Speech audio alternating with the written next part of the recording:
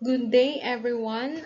Welcome to the discussion of module number 7 in the subject PS1, the child and adolescent learners and learning principles. For module number 7, so it talks about the cognitive development. So for the introduction, cognitive development has about 50-year history as a distinct field of developmental psychology. So this present chapter deals mainly with broader theories that have been devised as an attempt to explain how the mind grows and transforms. So it also discusses the relevant theories of Jean Piaget and Liv Vygotsky and the points of view they present in understanding human cognition.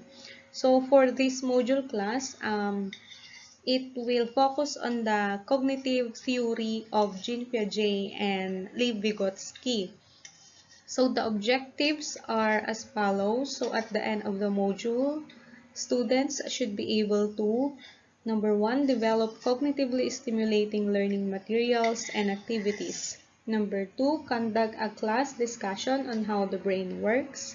Number 3, discuss the theories of cognitive development. And then number 4, compare the cognitive development theories discussed with regard to 1, view of the child, 2, development of cognition, 3, role of child significant person, and last, the key areas of the theory. So module number 7 talks about chapter 7. It's all about the theories of cognitive development. So until recently, little was known for certain about how the brain changes as children age and grow. So in classes like ours, discussion about cognitive development will start with the theories of cognitive development. However, since considerable progress is being made in charting developmental changes in the brain, much is still unknown and connections to children's education are difficult to make. So we have the brain cells and the different regions. So because of fascinating developments in neuroscience, brain development of young children have been of great interest to the field of early childhood. So brain research findings point us to more effective ways to care for teach or to teach students. So first one is the myelination. So this is the process in which many cells of the brain and nervous system are covered with an insulating layer of fat cells. So as you can see class, dito sa may picture sa gilid, so that is what myelin sheet look like. So it is the same naman with the other pictures that you will see if you will conduct research in the internet. So this, yung myelin sheet natin class is makikita nyo siya agad or madidetermine nyo siya agad kasi nagka-cover siya sa layer of fat cells. And then myelination also is the formation of the myelin sheet around a nerve fiber. So it is also called as myelinization. So myelination in the areas of the brain related to a hand-eye coordination is not complete until about 4 years of age. And myelination in brain areas that are important in focusing attention is not complete until the end of elementary school years. So there are stages then that will um, develop under ng myelination. So, hindi basta-basta na nade-develop itong process na ito, but it takes time as the child grows older. And then another important aspect of the brain's development at the cellular level is the dramatic increase in connection between neurons, or what we call the nerve cells. Okay, next one will be the synapses. So these are tiny gaps between neurons where connections between neurons are made. So the connections that are used will become strengthened and will survive, while the unused ones will be replaced by other pathways or will disappear. So synapses class, this may also refer to cell connections or synaptic connections. So synapse, also called as neuronal junction, the site of transmission of electric nerve impulses between two nerve cells. So it is neurons or between a neuron and a gland or muscle cell. A synaptic connection between a neuron and a muscle cell is called neuromuscular. So this image class na nandito sa may taas, it is the image of a synapses. So, itong part ng may bilog dyan, so, this is what we call the synapses that found in our brain. So, in a recent study that used sophisticated brain scanning techniques, children's brains were shown to undergo substantial anatomical changes between the ages of 3 and 15. So, the amount of brain material in some areas can nearly double within a year, followed by drastic loss of tissues as unneeded cells are purged and the brain continues to reorganize itself. So one of the fascinating recent discoveries about the adolescent's brain focuses on developmental stages in the areas of the brain. So that involve emotion and higher level cognitive functioning. So next class is the amygdala. So amygdala is the region of the brain that handles the processing of information about emotion. So the prefrontal cortex is especially important in higher level functioning. So researchers have discovered that the very last part of the brain to mature is the prefrontal cortex, where planning, setting priorities, suppressing impulses, and weighing the consequences of one's actions take place. So class, the amygdala is one of the two almond-shaped clusters of nuclei located deep and medially within the temporal lobes of the brain, cerebrum, and complex vertebrates, including human. So class, ito siya oh. Makikita nyo po dyan sa may picture. So yung almond shape dyan sa may part ng brain, so that is what we call the amygdala. So this is shown to perform a primary role in the processing of memory, so decision making and emotional responses, including our fear, anxiety, and aggression, is si amygdala ang ang tawag nito, may work doon as part of our, ang tawag na nito, as a part of our brain. So it takes place all about our emotion. Okay, next will be Piaget's theory of cognitive development. So, under theories of cognitive development, so Jean Piaget is very common or very popular psychologist pagdating ng cognitive development. So, according to Piaget, this is how we acquire the ability to learn, think, communicate, and remember. So, Jean Piaget was a Swiss psychologist famous for his studies of the intellectual growth of children and his influential theories of cognitive development. So, using the term genetic epistemology, Piaget surmised from his studies of children that human knowledge is constructed through interactions with reality. So one of the most famous psychologists of his time was Jean Piaget. So Piaget work on early cognition greatly influenced Western educational theories. So class, well, dito si Jean Piaget, who suddenly know with us, is essentially considered the father of psychology. So because he develops the first major theory of cognitive development, that's why he is called the father of psychology.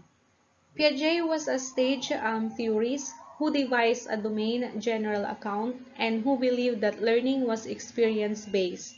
So, and he also viewed the children for the first time as a little scientist. So the cognitive process. So Piaget's stage theory describes the cognitive development of children. Cognitive development involves changes in the cognitive process and abilities. In Piaget's view, early cognitive development involves process based upon actions and later progresses into changes in mental operations. So these are the key concepts with regards to Jean Piaget's theory of cognitive development. Number one is the schemas. So a schema describes both the mental and physical actions involved in understanding and knowing. So schemas are categories of knowledge that help us to interpret and understand the world. So in Piaget's view class, a schema includes both a category of knowledge and the process of obtaining that knowledge. So, as experience happen, this new information is used to modify, add to, or change previously existing schemas. So, for example, a child may have a schema about type of animal, such as a dog. So if a child's sole experience has been with small dogs, a child might believe that all dogs are small, furry, and have four legs. Suppose then that the child encounters an enormous dog. The child will take in this new information, modifying the previously existing schema to include these new observations. So that is what we call schema class in Piaget's point of view. Next is assimilation. So when we say assimilation, this is the process of taking in new information into our previously existing schemas. It is known as assimilation. So assimilation class is the process in somewhat subjective because we tend to modify experiences and information is likely to fit in with our pre-existing beliefs. So in the example given a while ago, seeing a dog and labeling it as a dog is a case of assimilating the animal into the child's dog schema. So upon having the information of a dog doon sa isang child, kapag ka na-process na niya yung information, yung physical appearance ng dog, papasok doon yung stage ng assimilation kung saan yun na yung parang remembering stage nung isang bata. Next is accommodation. So, another aspect of adaptation involves changing or altering our existing schemas in light of new information. So, a process known as accommodation. So, accommodation involves altering existing schemas or ideas as a result of a new information or new experiences. So, in accommodation class, this is the new schemas may also be developed during this process. So, yung previous na information ng isang child about a certain object or a certain animal, people, or thing is ang tawag na nito, can add more information about it. So, si accommodation ang bahala po doon. All the information that will add in that certain schemas, in this stage, it will accommodate all the information. Next is the organization. So, Piaget's concept of grouping isolated behaviors into a higher order, more smoothly functioning cognitive system.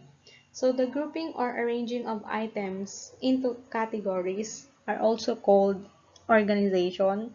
So, the use of organization improves long-term memory.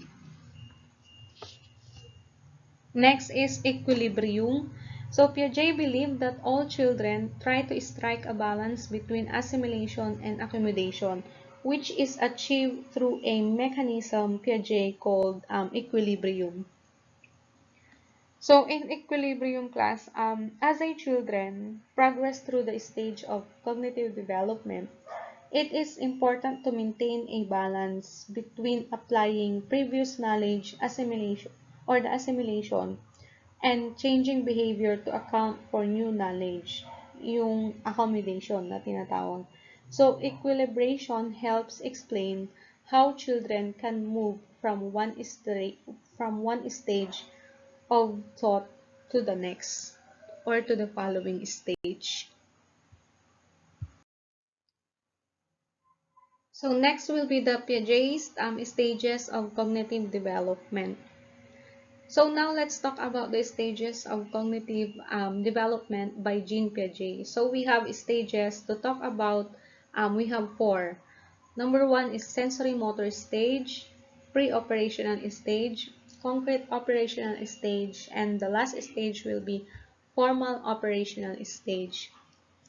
So let's go for the first stage class, the sensory motor stage. The first stage of Piaget's theory lasts from birth to approximately age 2 and is centered on the infant trying to make sense of the world.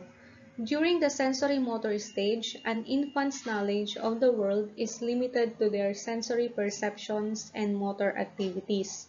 So children utilize skills and abilities they were born with, such as looking, sucking, grasping, and listening, to learn more about their environment.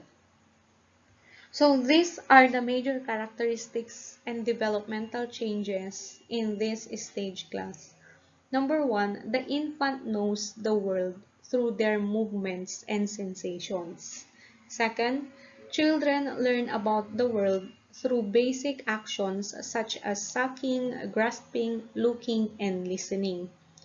Third, infants learn that things continue to exist even though they cannot be seen. So, ito yung tinatawag nating object permanence.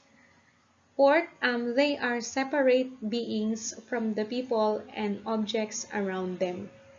And last, they realize that their actions can cause things to happen in the world around them. So these are the sub-stages of sensory motor stage. So the sensory motor stage can be divided into 6 separate sub-stages. So we have the reflexes, we have the primary circular reactions, we have the secondary circular reactions, we have the coordination of reactions, we have the tertiary circular reactions, and early representational thought. So in our module class, in the module given to you, in those sub-stages of sensory motor stage, it explains now what is the thing or what is the movement of the baby or the child regarding those sub-stages. So, makikita naman ninyo dyan kas kung ilang months ang reflexes up to the early representational thought. So, Piaget believed that an important cognitive accomplishment in infancy is object permanence. So, this involves understanding that objects and events continue to exist even when they cannot be seen. So, they cannot be seen, heard, or touched. A second accomplishment is the gradual realization that there is a difference or boundary between oneself and the surrounding environment. So during this earliest stage of cognitive development class, infants and toddlers acquire knowledge through sensory experiences and manipulating objects.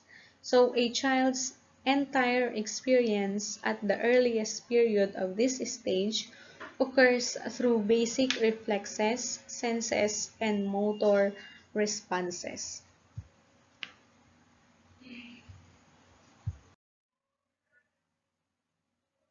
Okay, the second stage will be the pre-operational stage. So the pre-operational stage occurs between ages 2 and 6. So language development is one of the hallmarks of this period. So Piaget noted that children in this stage do not yet understand concrete logic, cannot mentally manipulate information, and are unable to take the point of view of the other people, which he termed egocentrism. So these are the major characteristics and developmental changes in this stage class. First, children begin to think symbolically and learn to use words and pictures to represent objects. Second, children at this stage tend to egocentric and struggle to see things from the perspective of others. Third, while they are getting better with language and thinking, they still tend to think about things in very concrete terms. So those are the characteristics that will be seen in the pre-operational stage. So these are the sub-stages of the pre-operational stage. We have egocentrism and conservation. So when we say egocentrism, Piaget used a number of creative and clever techniques to study the mental abilities of children. One of the famous techniques is egocentrism, which involved using a three-dimensional display of a mountain scene.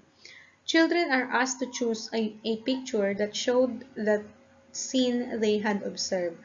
Most children are able to do this with little difficulty. Next, children are asked to select a picture showing what someone else would have observed when looking at the mountain from a different um, point of view. So class, for further explanation, this is the tendency of the child to only see his point of view and to assume that everyone also has his same point of view. The child cannot take the perspective of others. For an example, you see this in a 5-year-old boy who buys a toy truck for his mother's birthday, or a 3-year-old girl who cannot understand why her cousins call her daddy uncle and not daddy. So in egocentrism class, this will focus only the point of view of the child, meaning to say, um, he tends to, ang tawag na nun, nakalimutan ko na yung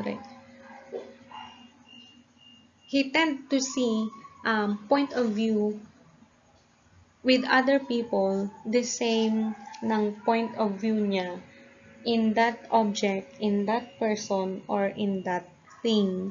Parang there are no different point of view in this stage. Kung ano yung point of view ni child, ang alam niya, yun din ang point of view ng ibang tao.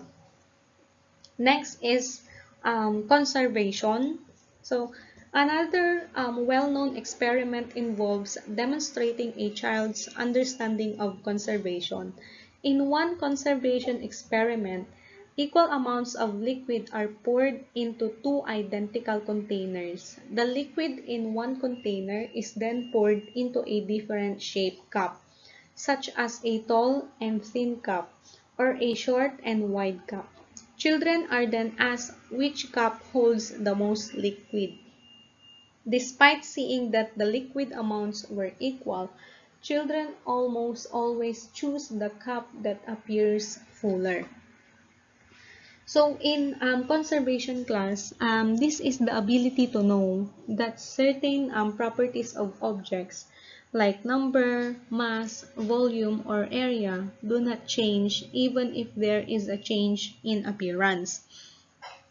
So at this stage, kids learn through pretend play but still struggle with logic and taking the point of view of other people. So they also often struggle with understanding the idea of constancy. For an example, a researcher might take a lump of clay, divide it into equal pieces, and then give a child the choice between the two pieces of clay to play with. One piece of clay is rolled into a compact ball, while the other is smashed into a flat pancake shape. Since the flat shape looks larger, the pre-operational child likely chooses that piece even though the two pieces are exactly the same size. So in conservation class, the object um, will be the center of the point of view of a child. It is always the object where they see that it is a larger, heavier, or a taller. They tend to pick or choose the most, the most larger object that they can see.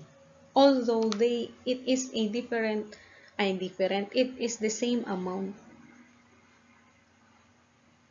So many of these operational examples shown a characteristics of thought called centration, which involves focusing attention on one characteristics to the exclusion of others. So centration is the most clearly present in pre-operational children's lack of conservation. The idea that some characteristics of an object stay the same even though the object might change the appearance. So for the third stage class, it is the concrete operational stage. The concrete operational stage begins around age 7 and continues until approximately age 11. So during this time, children gain a better understanding of mental operations. So children begin thinking logically about concrete events but have difficulty understanding abstract or hypothetical concepts. So these are the major characteristics and developmental changes in this stage class. Number one, during this stage, children begin to thinking logically about concrete events. Second, they begin to understand the concept of conservation, that the amount of liquid in a short, wide cup is equal to that in tall, skinny glass, for example. Third, their thinking becomes more logical, organized, but still very concrete. Fourth, children begin using inductive logic or reasoning from specific information to a general principle. So these are the sub-stages of concrete operational stage. Inductive logic involves going from a specific experience to a general principle. On the other hand, children at this age have difficulty using deductive logic, which involves using a general principle to determine the outcome of a specific event. Next is reversibility. So this is the awareness that actions can be reversed. So an example of this is being able to reverse the order of relationships between mental categories. So during this stage of concrete operations, the child can now follow that certain operations can be done in reverse. For an example, they can already comprehend the commutative property of addition and that subtraction is the reverse of addition. They can also understand that a ball of clay shaped into a dinosaur can again be rolled back into a ball of clay. So that is what happened during these substages, which is called reversibility. Next is serration. The concrete operation that involves ordering stimuli along some quantitative dimension. So, serration refers to the ability, this refers to the ability to order or arrange things in a series based on one dimension, such as weight, volume, or size. Next is transitivity. This involves the ability to logically combine relations to understand certain conclusions. So in this transitivity, this refers to the ability of the child to perceive the different features of objects in situations. So no more longer is the child focused or limited to one aspect or dimension. This allows the child to be more logical when dealing with concrete objects and situations. So class, while children are still very concrete and literal in their thinking at this point of development, they become much more adept at using logic. So the egocentrism of the previous stage begins at thinking about how other people might view a situation. So during this stage, children also become less egocentric and begin to think about how other people might think about how other people might think and feel. So kids in the concrete operational stage also begin to understand that their thoughts are unique to them and that not everyone else necessarily shares their thoughts, feelings, and opinions.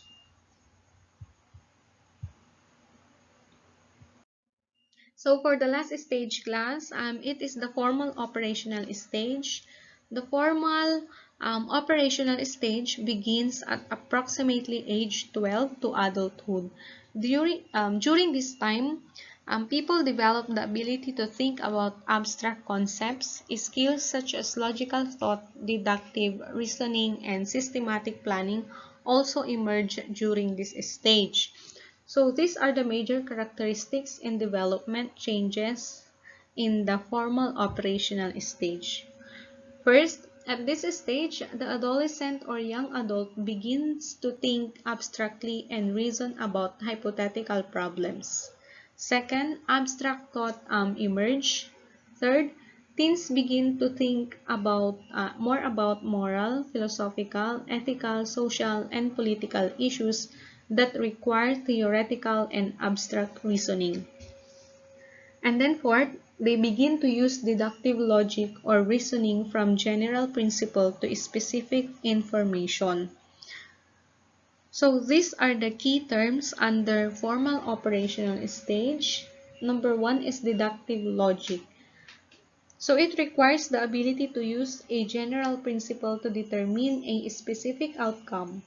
In earlier stages, children use trial and error to solve problems. During the formal operational stage, the ability to systematically solve a problem in a logical and methodological way emerge. Children at the formal operational stage of cognitive development are often able to quickly plan an organized approach to solving a problem. So in deductive logic class, this is the ability to think logically by applying a general rule to, to a particular instance or situation. So for example, all countries near the North Pole have cold temperatures. Greenland is near the North Pole, therefore Greenland has cold temperature. Next is hypothetical deductive reasoning. This is Piaget's formal operational concept that adolescents can develop hypotheses to solve problems and systematically reach a conclusion. So, this is the ability to come up with different hypotheses about a problem and to gather a weigh data in order to make a final decision or judgment. This can be done in the absence of concrete objects, so the individuals can now deal with what-if questions. So class, we have two substages of formal operational stage. So this is the early formal operational stage. It is about the ages 11 to about 14 years old. And the second stage will fall on later formal operation stage. So this is the ages between 15 to about 19 years old. So there are substages also in two stages, which is the abstract thought, logic, metacognition, and hypothetical reasoning. So in our module class, or in this discussion, given na class yung mga characteristics or major development under those substages of formal operational stage. So I am no longer explaining it with you because it is already given in our module.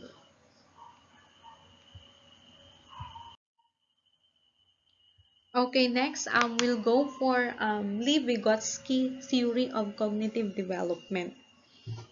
So Liv Vygotsky is born into a middle-class Jewish in Orsha, a town in the northern part of Byelorussian, and moved south to Gomel. Little is known about Vygotsky's youth, except that in his early he was educated by a private tutor and that he later went to a combination of public and private schools for his secondary education. So he took charge of creating a Marxist theory of psychology and child development, aiming to reconstruct the fields of psychology and education in the Soviet Union in was consistent with the social and cultural changes taking place around him. So in early 20th century class, a Russian psychologist named Liv Vygotsky developed a theory of cognitive development in children known as Liv Vygotsky sociocultural theory of cognitive development. So these are the key influences in Liv Vygotsky's theory. We have three characteristics marked by Vygotsky's work. Number one, a sincere dedication to Marxist social philosophy and conviction that psychological development was intimately linked to the tenets of that philosophy. Two, a thorough acquaintance with the work of leading European and American psychologists of his day as earlier decades. 3. Great ingenuity in devising methods for studying children and for interpreting the data his methods produced. So, like Piaget, Vygotsky developed a theory explaining how children develop their thought processes. So, he also proposed the following stages in conceptual development.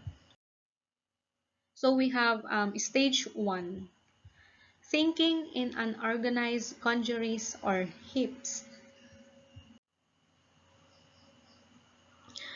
So in stage 1, the young child takes the first step toward concept formation when he puts together a number of objects in unorganized conjuries or heaps consisting of disparate objects grouped together, inherently unrelated objects linked by chance in the child's perception.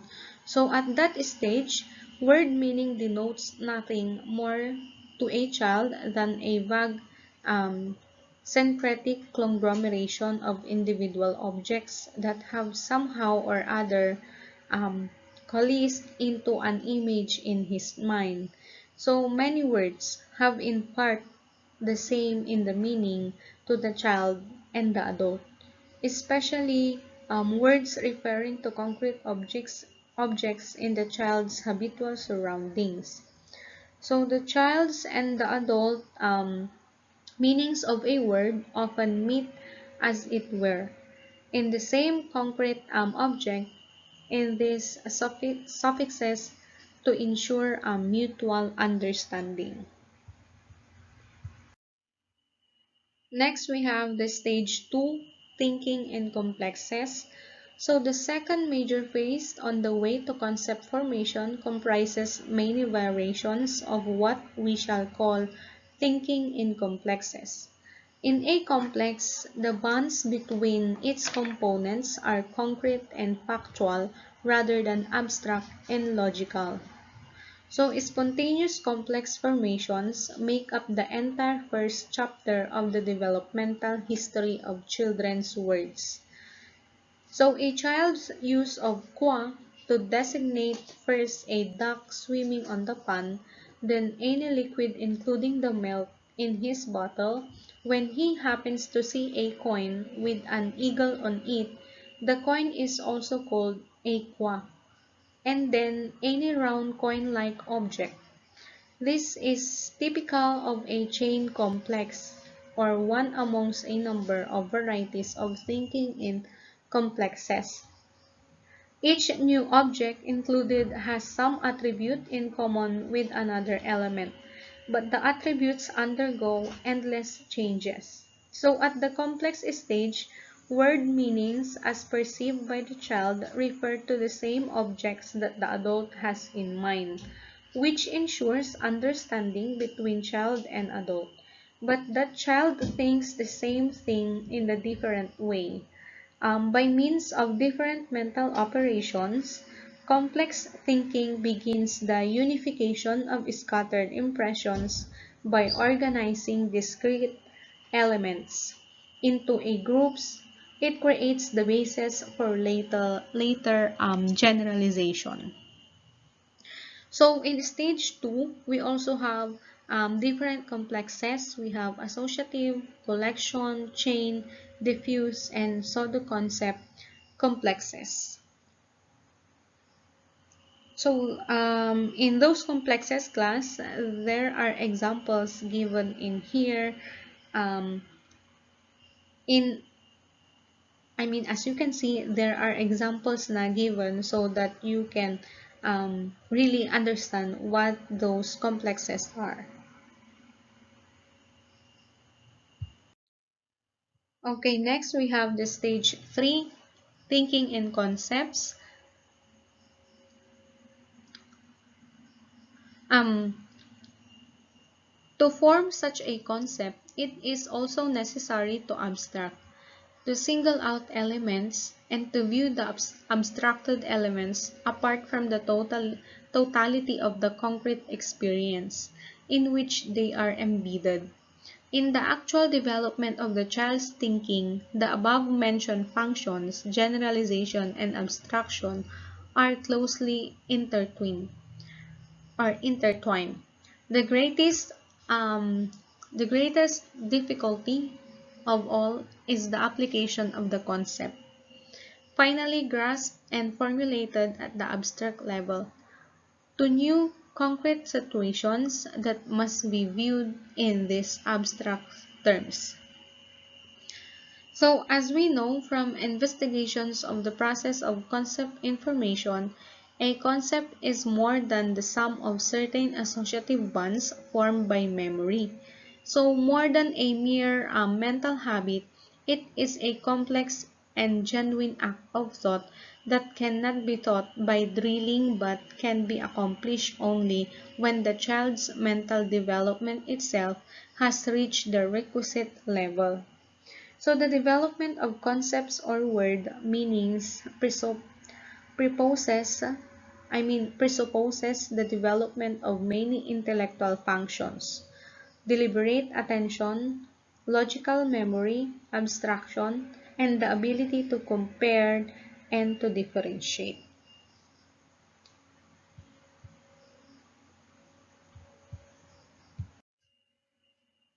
So next class, next and the last topic for this module is the zone of proximal development, or the ZPD. So most teachers would probably agree with Vygotsky's general viewpoint that it is their job to move the child's mind forward. To do this, They must directly teach children new concepts, not wait for them to make their own discoveries.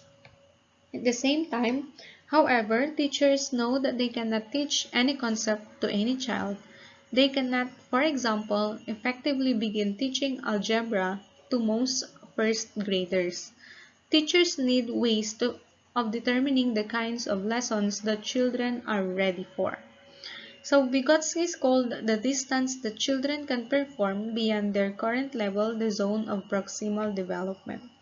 More precisely, he defined the zone as the distance between the actual developmental level as determined by independent problem solving and the level of potential development as determined through problem solving under adult guidance or in collaboration with more capable peers.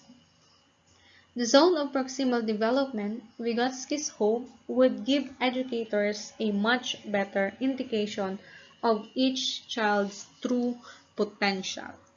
So class, this is a more simplified explanation for the zone of proximal development. So Vygotsky asserted that preschool children are unable to achieve their highest cognitive development. Um, Language development is also included on their own, and that they can improve their cognitive development through use of scaffolding. From more skilled children in adults, he introduced the term zone of proximal development to refer to tasks too difficult for a child to master alone but can be mastered with the guidance and in assistance of adults or more skilled children. So he is best known by this concept ZPD, which occurs when they can almost perform a task but not quite on their own without assistance. So with the right kind of teaching, however, they can accomplish it successfully. A good teacher identifies a child's ZPD and helps the child stretch beyond it. Then the adult or the teacher gradually withdraws support until the child can then apply the metaphor of scaffolds or the temporary platforms on which construction workers stand. So this way of teaching, scaffolding is the temporary support that parents or teachers give a child to do a task. So class, for the simplest meaning, when we say ZPD or Zone of Proximal Development, it talks about or it refers to the tasks that are too difficult for the child to do or to master on his or her own. And when we say scaffolding naman, this is the temporary support that parents or teacher can give to the students or the child in order for him or her to achieve yung zone of proximal development niya. So the main assertion of the Vygotsky's theory is that cognitive development in early childhood is advanced through social interaction with other people, particularly those who are more skilled. So in other words, unlike Piaget's theory, Vygotsky's proposed that social learning comes before cognitive development in children, and that children construct knowledge actively. So those are the two theories regarding cognitive development. So magkaiba man ng point of view si Liv Vygotsky and Jean Piaget. The I mean those theories or both of two theories really helps a lot on how we are going to determine the cognitive development of a child or a students that we may encounter or especially you may encounter in your teaching career. So that's all for today class. Thank you for listening. Have a great day ahead. So let me leave you with this quote.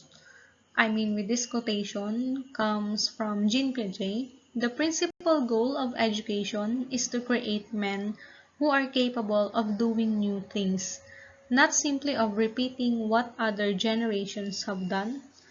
Men who are creative, inventive, and discoveries. So again, class, thank you for listening. Have a great day ahead.